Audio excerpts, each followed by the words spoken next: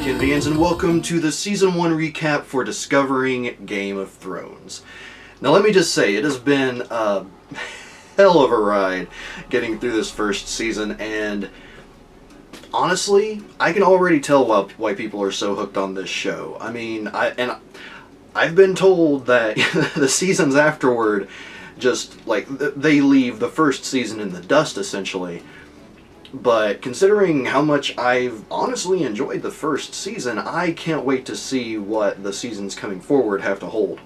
But, to begin this recap, what I wanted to do is I'm still sort of experimenting with how I'm doing the season recaps lately between Steven Universe and Torchwood recently. So hopefully you all like this one. I would like to hear your thoughts on this particular format.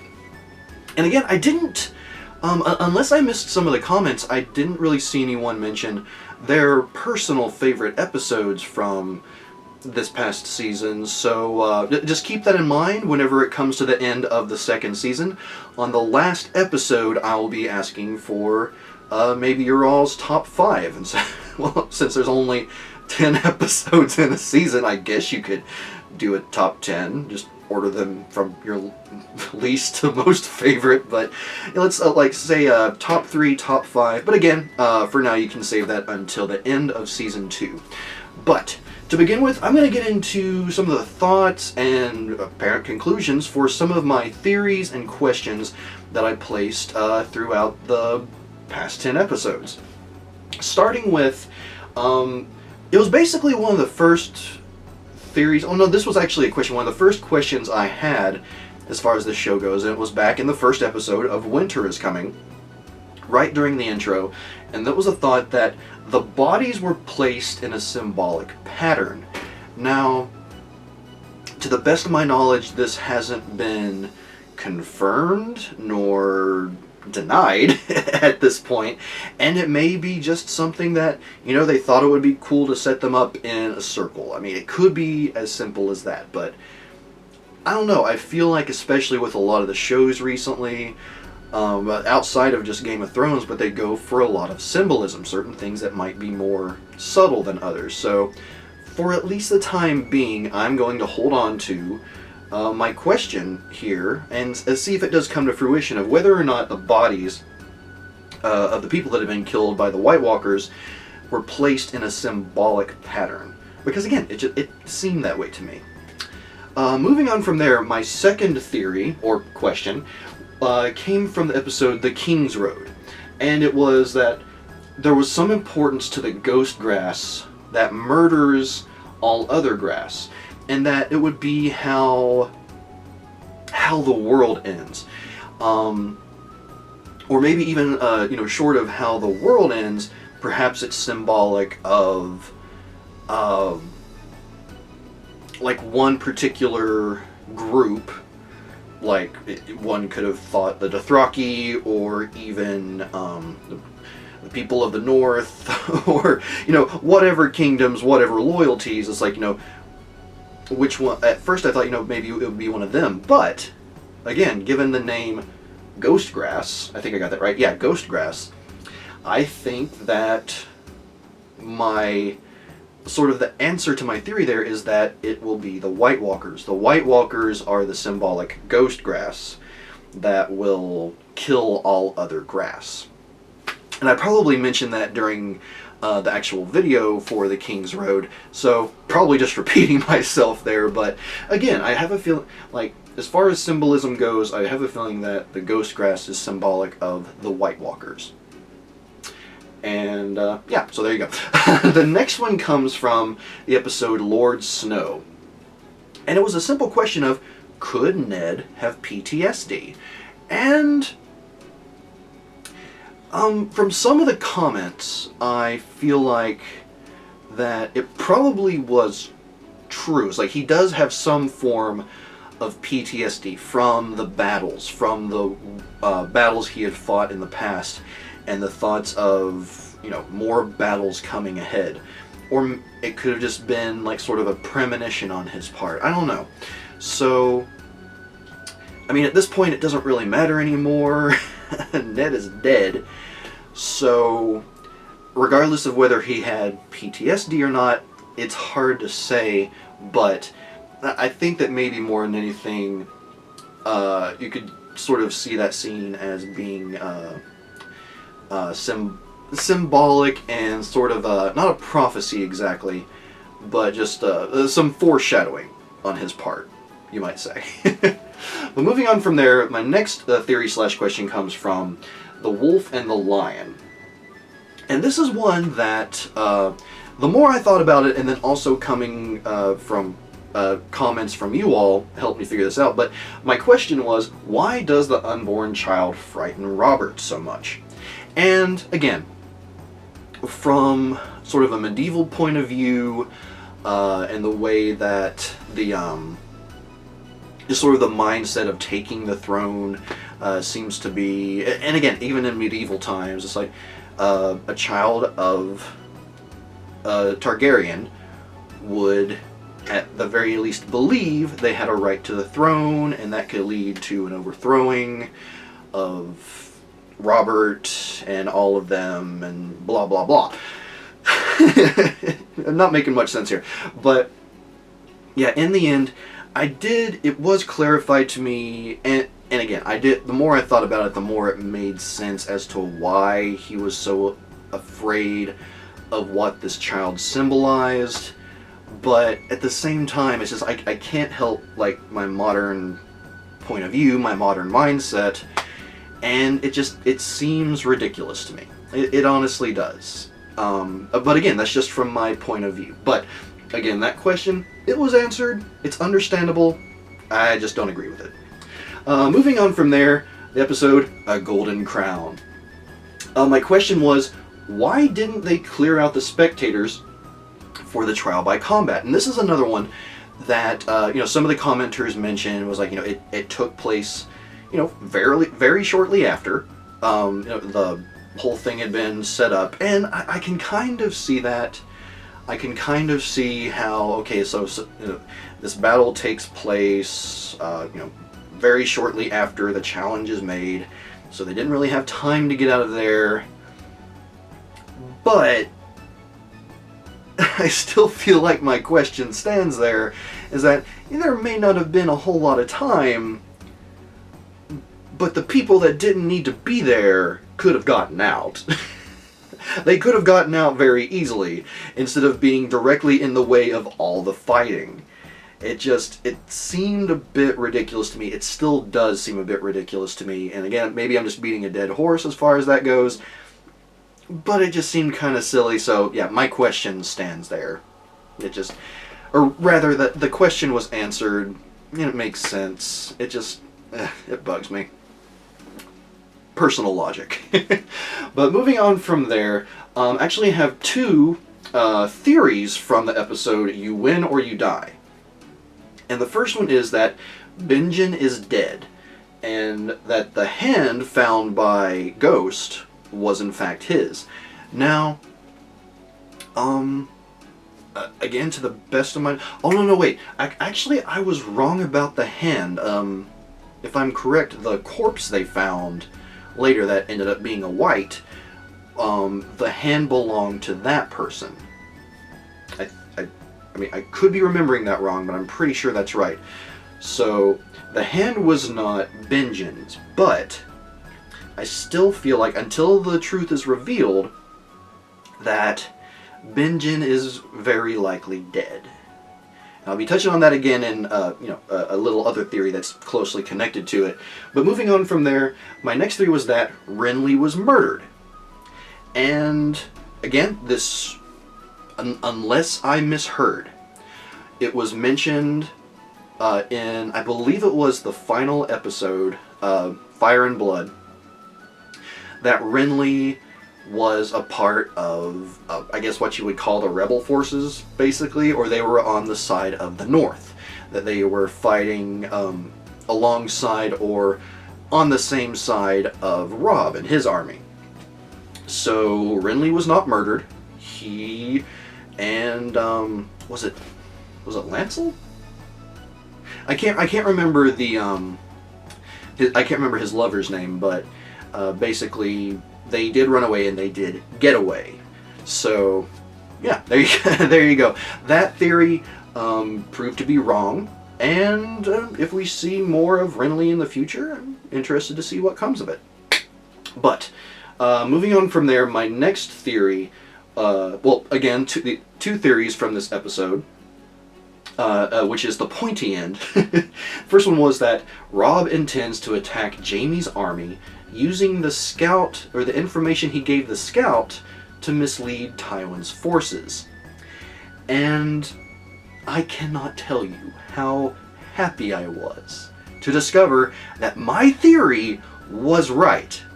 It made sense to me. It made sense to me that that kind of strategy would truly work in this regard. And it's personally something I would think to do. I don't know that I could go through with it because, again, you're sacrificing 2,000 maybe men, or maybe it was less, but you're sacrificing a number of people.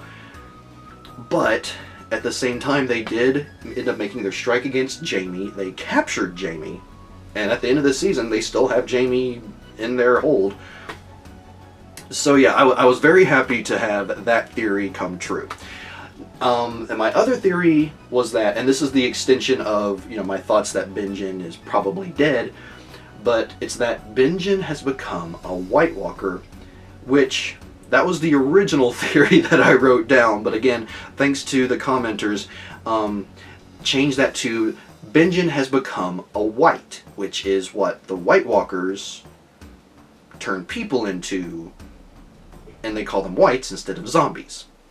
So there you go. So yeah, that is my prevailing theory, that Benjen is dead, essentially, but he has also become a White. And I suppose we'll find out next season, maybe. I don't know. You all know better than me. And then finally, my last question, which was from the episode Baelor, or however it's pronounced. And that was, who was with Arya at the end of that episode? Because I was confused and was thinking that all of Stark's men are dead.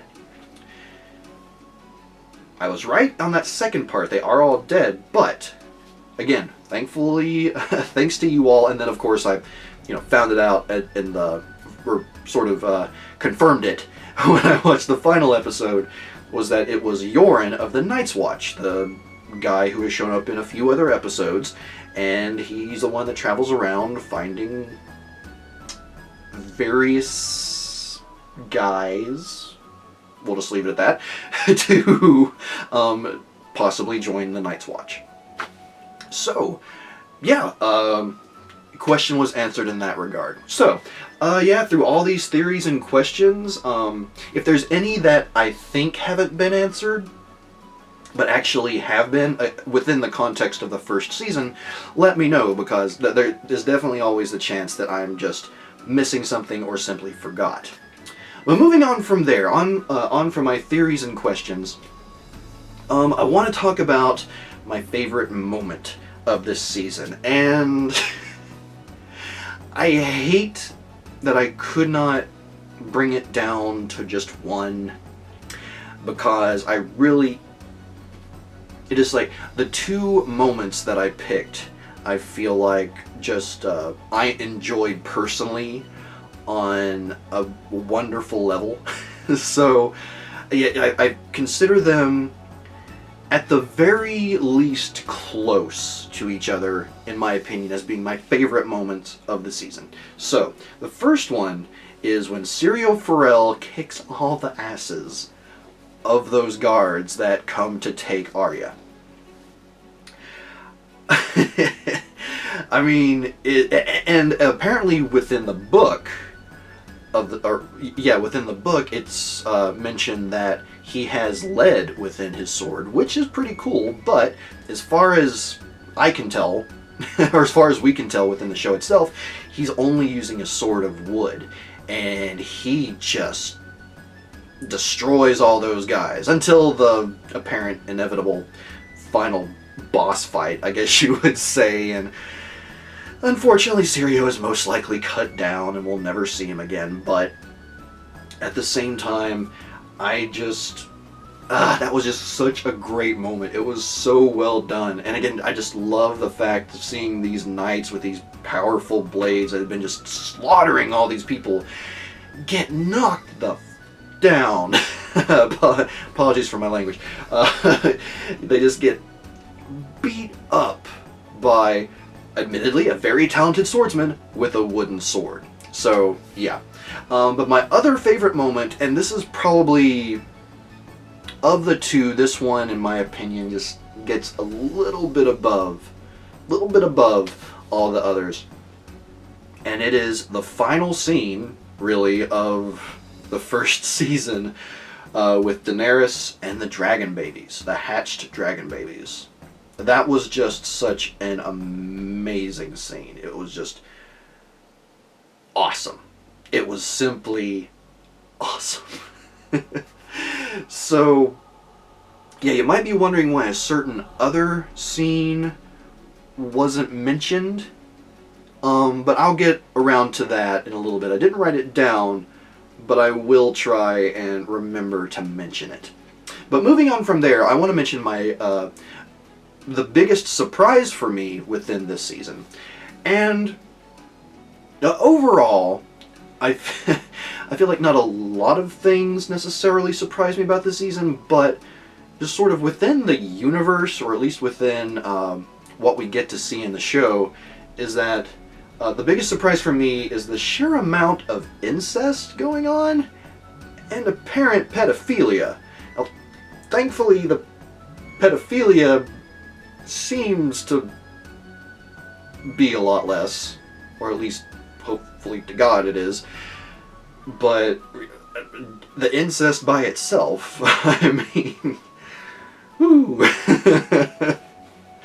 It's kind of running amok, to say the least. And I don't know, I get it, it's sort of a medieval thing, and from what I remember in history class, it was actually kind of common for that to occur, like, you know, keeping the bloodline pure. Ew. But yeah, just that personally surprised me. Maybe it's silly for me to be surprised by that, but it was. Or rather, I was. But okay, so moving on from there, my biggest disappointment with this season is honestly how Drogo goes out. More specifically, how Drogo dies. Well, the suffocation was symbolic, but yeah, just basically how he falls, essentially. It's, you know, I mean, Daenerys had good intentions. She tried to save the people. She saw what the Dothraki were doing was wrong, so she tried to save these people. She tried to give them a better life than what they would have had for however long they might have had it with the Dothraki, or after being sold as slaves. But in the end, when he gets cut, Miri, or whatever her name is, says she's going to clean it. She in fact purposely makes it worse, leading to Drogo's, you know, being extremely weak, poisoned, I assume, and just everything that happens after there. It's like, again, it was very, as far as drama goes, it was well done.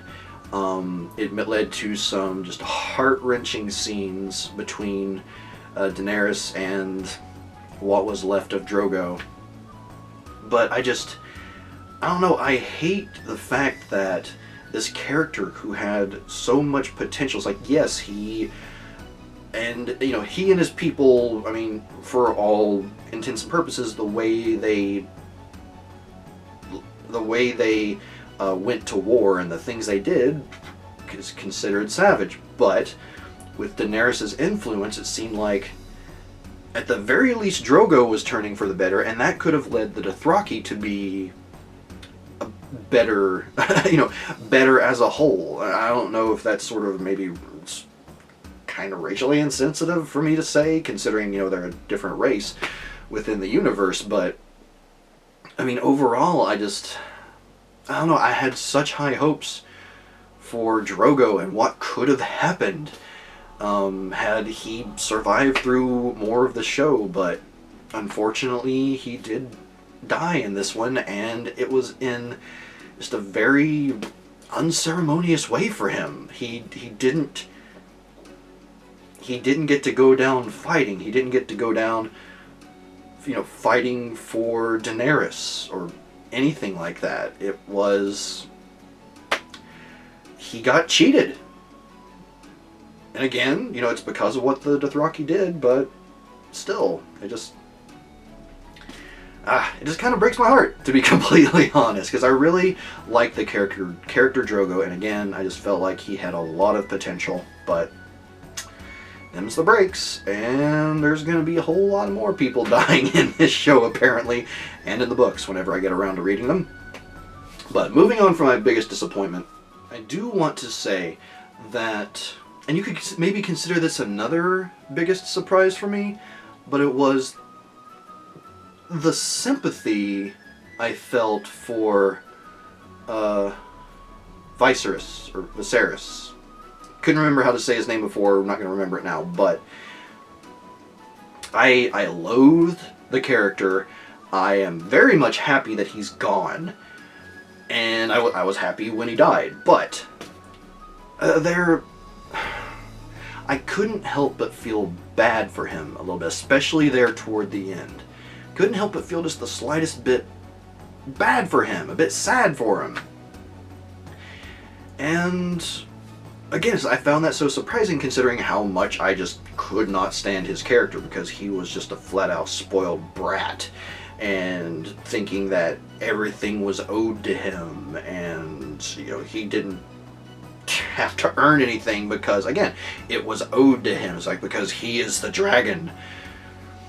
And then when it was all said and done, and this says wonders as far as the guy that played him's acting goes. Like, he was good in Doctor Who, in my opinion. He was good in this role too. It's just, there was this true look of, after he's essentially sentenced to death by Drogo to get his golden crown. There was just such, it was very sobering. It's like you could tell, like, he immediately was just totally sober all of a sudden and realizing what he had done. And it was just, again, despite me hating the character, despite me being in the end glad that he's dead, I couldn't help but feel some sympathy for him. I couldn't help but feel a bit sad for him. Again, perhaps in a similar way to how I felt Drogo could have overall become an even better person, because I liked him to begin with. Perhaps, Viserys could have improved over time. But, again, people die in this show. They're going to die a lot. So, yeah, consider that another biggest surprise, I guess. But moving on, I'm going to mention who I think will die next, as far as main cast goes, and who I want to die next. That last one may be a bit obvious, but we'll see. But who I think will die next, as far as main characters go, or perhaps I guess you could say important characters go, I think that it will be, make sure I say his name right, Jorah Mormont. I think that since, at the very least a large portion of the Night's Watch are going beyond the wall to investigate, find out what's going on, I have a feeling that he may be attacked by a White Walker and will turn into a White. Could be completely wrong. It's only time will tell who will die next, because I have no clue. But that is at least my theory of who may die next. I have to wait and see in that regard. Now, who I want to die next, I'll give you 3 seconds to guess. Joffrey.